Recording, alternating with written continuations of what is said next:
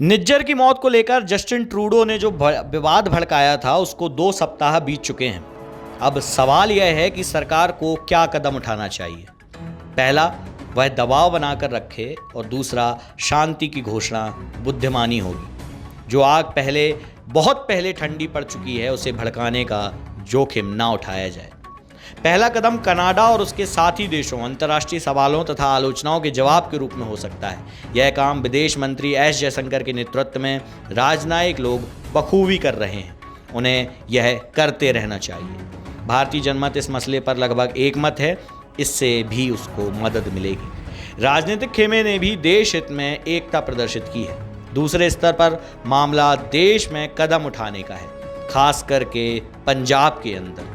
यह कदम मुख्यतः कनाडा भागे गैंगस्टर, अलगाववादियों, आतंकवादियों के संपर्क सूत्रों को यहां छापे मारकर व उनकी संपत्ति को जब्त करके करना चाहिए। इस मामले में हमने शांति बरतने और अपने सैनिकों को शांत करने का जो सुझाव दिया है उस पर आपत्तियां उठाई जा सकती हैं, लेकिन हम इससे भी आगे बढ़कर यह सुझाव देना चाहते हैं कि सरकार और भाजपा घरेलू मीडिया, खासकर योद्धा टीवी चैनलों और सोशल मीडिया पर प्रोपेगेंडा के सुर को अब मध्यम कर देना चाहिए। ट्रूडो ने जोश में भारत सरकार के खिलाफ मोर्चा खोल दिया, लेकिन इसलिए पंजाब में अपने ही लोगों के खिलाफ मुहिम छेड़ने की कोई वजह समझ में नहीं आती। ट्रूडो ने एक रास्ता खोला।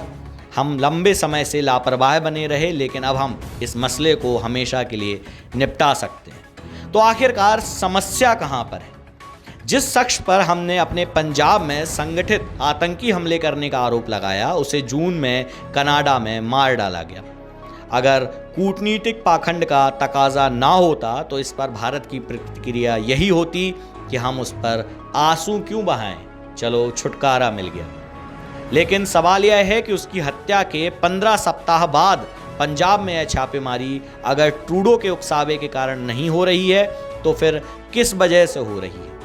ट्रूडो के खिलाफ कितने भी उकसाए जाने की खबरें क्यों ना हों, इसमें हमें अचानक यह एहसास नहीं कराया कि पंजाब में बाकी बचे उग्रपंथी सिख राजनीति एक नासूर का काम कर रहा है। पंजाब में वास्तविक खतरा तब उभरता दिखा जब भिंडरावाले जैसे दिखने वाला एक शख्स समर्थकों की अच्छी खासी संख्या रखने वाला अमृतपाल सिंह नाम का एक नया उग्रपंथी उपदेशक बनकर उभरने लगा। शासन ने उसके खिलाफ कार्रवाई की। वह कुछ रहस्यपूर्ण परिस्थितियों में दुबई से पंजाब आ गया था और लोग उसका प्रवचन सुनने भारी संख्या में जुटने लगे थे। वह भिंडरावाले की जवान बोलता था, मगर फर्क एक था, भिंडरावाले कभी खालिस्तान का नाम नहीं लेता था, न कभी उसने उसके लिए आह्वान किया। लेकिन अमृतपाल की बातें उसके बिना पूरी ही नहीं होती थी। सरकार ने इस संकट को गहरा होने दिया और तभी ये हरकत में आई जब एक नए में भी भिंडरावाले ने पुलिस थाने पर हमला करके वहां बंद अपने गुर्गों को तक छुड़ा लिया। व्यापक धारणा यह थी कि सरकारें अमृतपाल के खिलाफ कड़ी कार्रवाई करने के लिए इसलिए हिचक रही थीं क्योंकि वह काफी लोकप्रिय हो गया था। क्या सरकारें उसे गिरफ्तार करके हिंसा भड़कने और उसके बाद भिंडरावाले के दौर की वापसी का जोखिम लेना चाहती थी? अंततः इस साल अप्रैल में केंद्र और राज्य की सरकारों को लगा कि अब पानी सिर से ऊपर पहुंचने वाला है। दोनों सरकारों ने मिलकर कार्यवाही की। कई हफ्ते की दबिश के बाद अमृतपाल और उसकी मंडली को गिरफ्तार कर लिया गया। अब अमृतपाल समेत उसके कई साथी असम की डिब्रूगढ़ जेल में बंद हैं। उनकी गिरफ्तारी पर कोई हिंसा या विरोध प्रदर्शन होना तो दूर, हलचल तक नहीं हुई।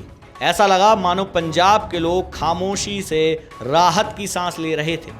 गिरफ्तारी पर कोई प्रतिक्रिया ना होना यह साबित करता है कि उसकी लोकप्रियता महज 2 कोड़े की बातें साबित हुई। इससे एक मान्यता की पुष्टि की गई कि सिखों के मन में 1993 से लेकर 1993 के बाद बदनुमा दशक के लेकर कोई भी मोह नहीं है। उस रक्त रंजित दशक में पंजाबियों, खासकर सिखों ने ही अलगाववाद और आतंक को परास्त किया था।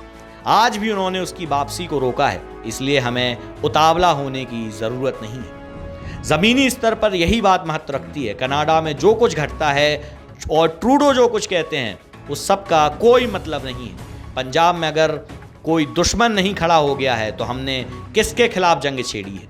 अगर कोई दुश्मन है तो हमें अपने जंग की शुरुआत पहले ही शुरू कर देनी चाहिए, या समय के साथ साथ उससे लड़ा जा सकता है।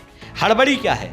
खालिस्तान शब्द के बाद नाम ने जो सुर्खियां बटोरी, टीवी चैनलों के प्राइम टाइम पर हर शाम डिबेट कराने का जो उतावलापन है, जो ब्रांड धूमिल हो चुका है, उसे चर्चित करने पर हम लोग आमादा क्यों हो रहे हैं? हम इसके बारे में जितनी चर्चा करेंगे उतना ही हम बहुत पहले दफन हो चुके उस प्रेत को जिंदा करके एक जोखिम मोल लेंगे जिसने घृणा वाले जैसे शख्स को बनाया था। आतंकवादी, उग्रवादी, देशद्रोही जैसी तोहमतों का लापरवाही वाला इस्तेमाल सिखों को बुरा, अपमानजनक और उकसाऊ भी लग सकता है। अगर कोई दुश्मन है तो उसके खिलाफ कार्रवाई की जानी चाहिए, लेकिन पंजाब ना हमारा दुश्मन था, ना कभी दुश्मन हो सकता है। इसलिए खालिस्तान का सपना एक सपना ही रहेगा जिसको सिर्फ ट्रूडो या वहाँ बैठे खालिस्तानी ही देख रहे हैं। इससे पंजाब का कोई भी लेना देना नहीं हो सकता।